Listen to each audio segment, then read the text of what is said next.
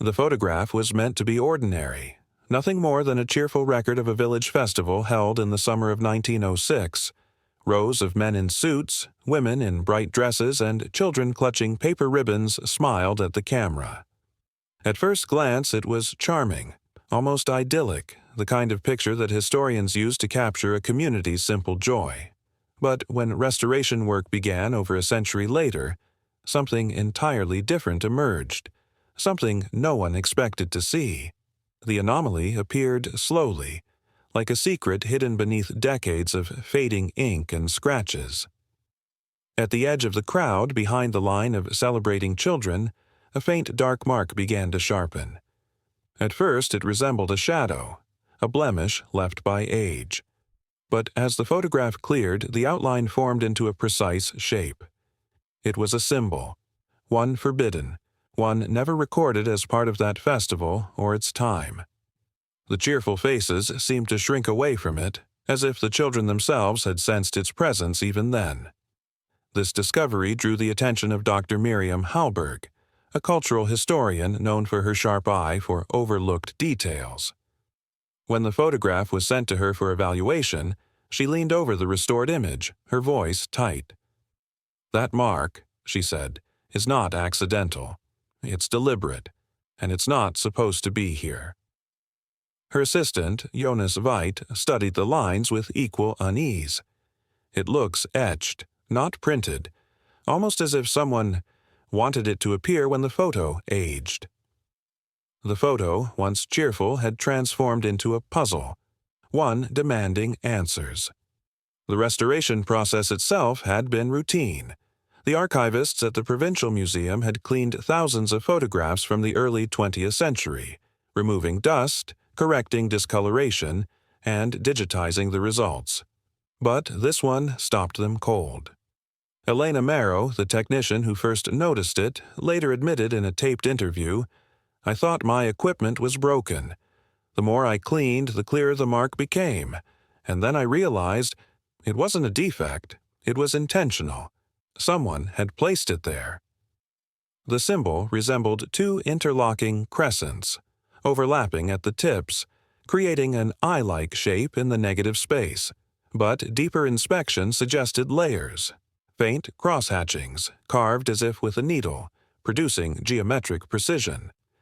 No known festival from that region, or from that year, had ever used such imagery.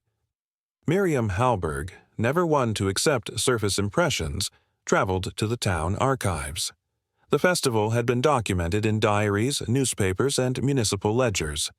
Each source described the day as vibrant but unremarkable. Games for children, speeches from town officials, dancing on the square. Yet nowhere was there mention of the symbol. "It's the silence that disturbs me," Miriam muttered while leafing through the brittle pages of the local paper. They wrote about the cakes, the fireworks, even the type of lanterns used. But not this, not one word. The first anomaly was the symbol itself. The second appeared when Miriam traced the photographer. Records showed the festival had been captured by Alaric Dorn, a journeyman photographer who traveled from town to town. His work was generally benign: portraits, weddings, seasonal fairs. But after 1906, his name vanished from registries. No business license renewals, no new advertisements in the surrounding counties. It was as if he had stepped into the crowd of his own photo and never returned. Jonas located a surviving journal from a local teacher, Rebecca Tanis, who had mentioned the festival. In a crisp entry, she wrote, "The man with the camera was restless, uneasy. He refused to eat with the others, kept muttering about framing more than faces." This description contradicted the cheerful festival image. Rebecca's words suggested unease, a tension invisible in the photograph but alive in memory. As Miriam pieced the fragments together, a theory formed. What if the symbol was not a festival emblem, but a personal insertion? Something Dorn himself had embedded, quietly and deliberately? Her suspicion deepened after she located a second photograph by the same man. This one, from a neighboring village in 1905, depicted a winter gathering. Snow-dusted rooftops and children skated on frozen ponds. At first, it appeared perfectly innocent. But at the lower corner of the scanned negative, faintly etched, was the same interlocking crescent, smaller, almost hidden in shadow. 2 festivals, 2 years apart, 2 different villages, and the same mark. "This isn't coincidence," Jonas said flatly, holding the print under magnification. He was placing it there on purpose. But why? Elena, still unsettled by her role in the discovery, provided a chilling detail. When she tried to digitally remove the mark, the software refused to stabilize the pixels. "It was like the image resisted," she explained. "Every time I erased it, another fragment surfaced in a different spot. Not the same clarity, but enough to show it wasn't gone." For Miriam, that was the turning point. The Cheerful Festival photo was no longer just an artifact. It was evidence. Of what, she could not yet name. The investigation drew in additional expertise. Professor Calder Mears, a specialist in semiotics, agreed to examine the symbol. His office, lined with books on ancient alphabets and religious insignia, became the next setting for revelation. He studied the restored photograph in silence for nearly 20 minutes before speaking. "This is not a decorative motif," he finally said. "It's a marker.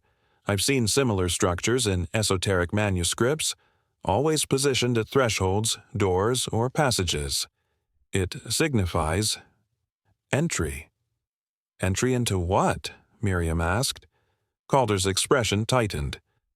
"That depends on who drew it. Some cultures used it to denote safe passage. Others, to mark dangerous ground. But in every case, it is a warning, or an invitation. Never neutral." Jonas flipped open his notebook. So, why hide it inside a children's festival picture? Calder did not answer directly. He tapped the children in the photo instead. "Notice their faces.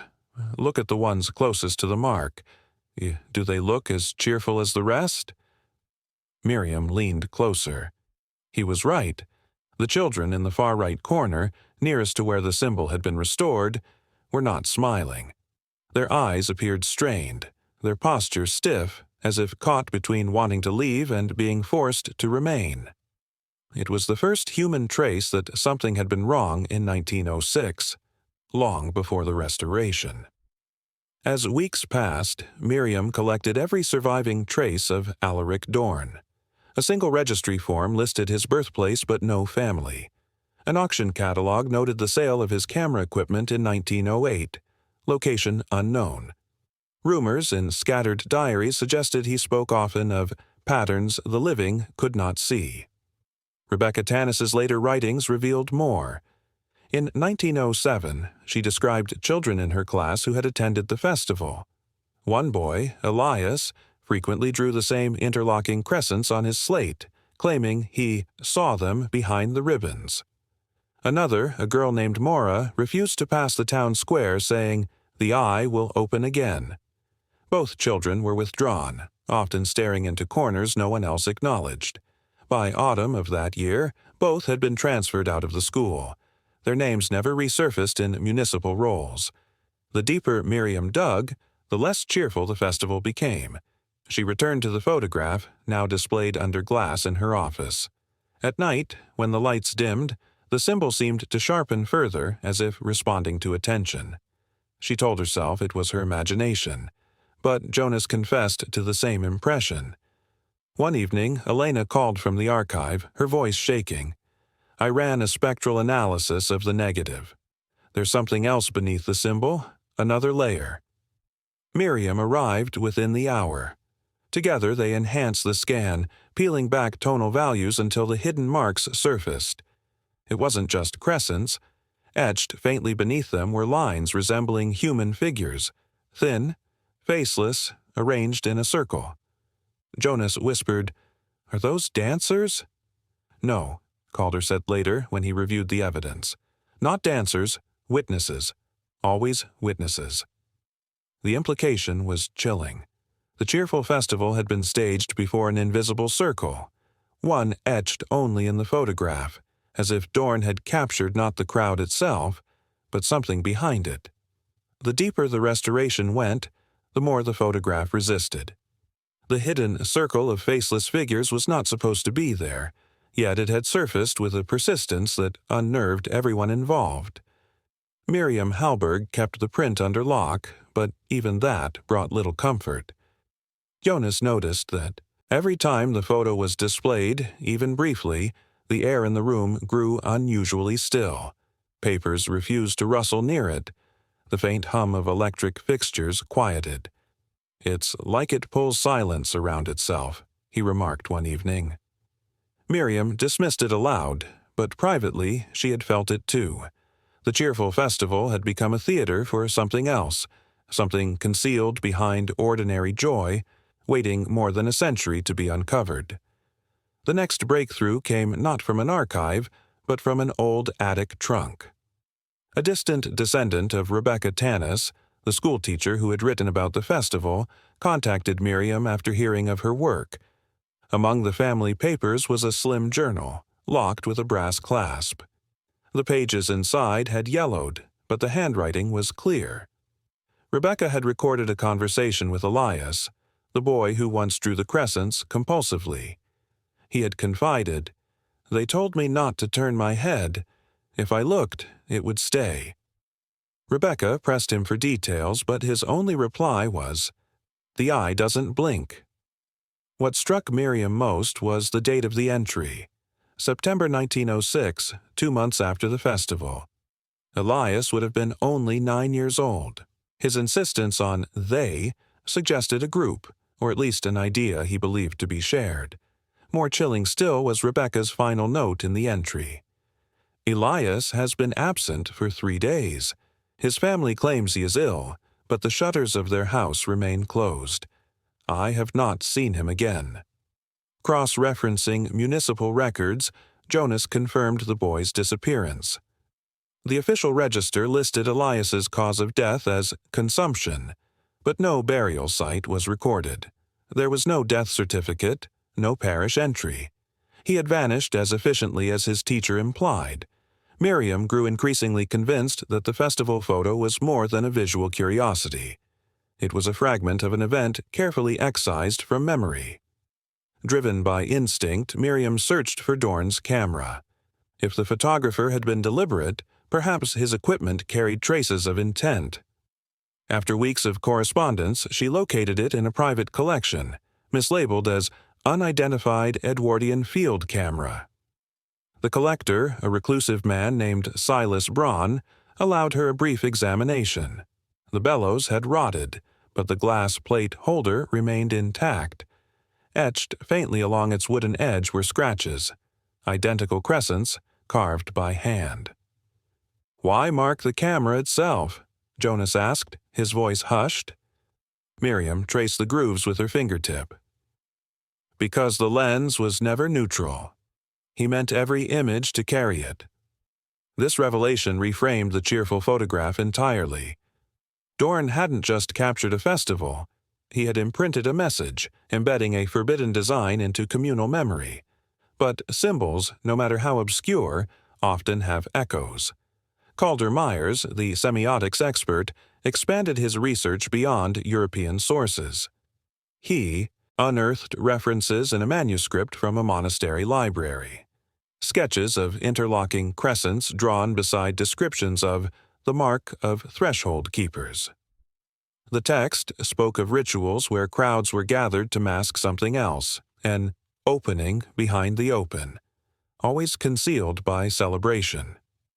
"What you have," Calder told Miriam, "isn't a festival at all. It's a cover, a performance designed to distract from something occurring simultaneously, something only a few were meant to witness." "And the children?" Miriam pressed. "They were not meant to see. Yet they did." At this stage, fear crept into the investigation itself. Elena refused to work late hours near the photograph. Jonas avoided looking directly at the restored print, claiming the faces seemed to shift when his gaze lingered. One night, Miriam herself stayed late at the museum. As she walked past the glass case, The reflection of her own face seemed joined by another, an unfamiliar outline in the background, blurred but unmistakably human. She turned sharply. The room was empty. Her hand trembled as she locked the case. The Cheerful Festival was no longer just a record of the past. It was becoming part of her present. The climax of the research arrived unexpectedly. Elena, still unsettled, decided to run ultraviolet scanning on the negative, hoping to identify whether chemical decay explained the anomalies. But what appeared shocked them all. Beneath the layers of emulsion, invisible to the naked eye, was writing. A single line, handwritten along the bottom edge. For those who can still see, do not look twice. It was signed with a mark, not a name, the interlocking crescents. Jonas recoiled. So he knew. Dorn knew what he was doing. Miriam read the line again, her voice low. He didn't just know. He was warning, or daring, whoever found it. The final act of the mystery unfolded when Miriam returned to the town square where the 1906 festival had taken place. The square had changed with time, modern buildings, asphalt, electric lamps. Yet in its center stood the old fountain, weathered but intact. Standing there, she noticed something the records had not mentioned. Carved faintly into the stone lip, nearly erased by decades of wear, was the same crescent motif. The symbol had been there all along, not only in the photograph but in the town itself. Jonas crouched to trace it. So the festival wasn't just a distraction. It was a consecration. They placed the crowd here to sanctify it. Miriam shivered in the afternoon light. The photo had been cheerful only on the surface.